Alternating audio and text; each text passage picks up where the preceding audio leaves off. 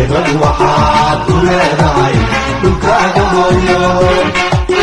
haybad waxaad ku leedahay dalkaaga hooyo.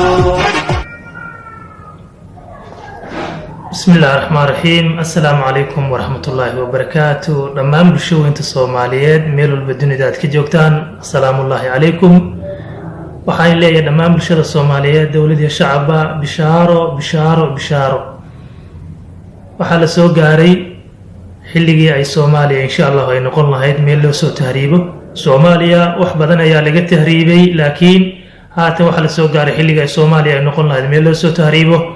waxa la soo gaaray xilliga ay noqon lahayd insha Allah meel loo soo aado waxbarasho caafimaad dalxiis nabadgeliyo shaqo dhamaantood la soo aado waxaynu gaarnay xilliga aan ku noolaan lahayn xaqaa'iqa waxaynu gaarnay xilliga aan ka bixi lahayn mala awaalka waxaynu gaarnay xilliga aan ka bixi lahayn dad siyaasiyiin iyo dawlad iyo shacab iyo ummad way is wada haysata dhammaan xilligaas oo dhan xilliga aynu ka gudbi lahayn ayaa la soo gaaray waxaynu ku bishaarinayaa Soomaaliya inay noqon doonto meel wadamo badan oo caalamka laga soo aado waxaan leeyahay dadka Soomaaliyeed oo qurbaha jooga waxa la soo gaaray xilligii aad wadankiina gadaal ugu soo laaban lahaydeen isagoo nabadgelyo ah isagoo wax walba aad wadamada kale aad u aadeen ka heli doontaan iyo waxyaabo kale oo ka sii fiicanba boorsooyinkiina iska xirxirta xilligan wadankiina gadaal ugu soo noqon lahaydeen ayaa soo dhow insha Allah taala si dhaqso ayaynu u noqon doontaa meel inta aan sheegaba loo soo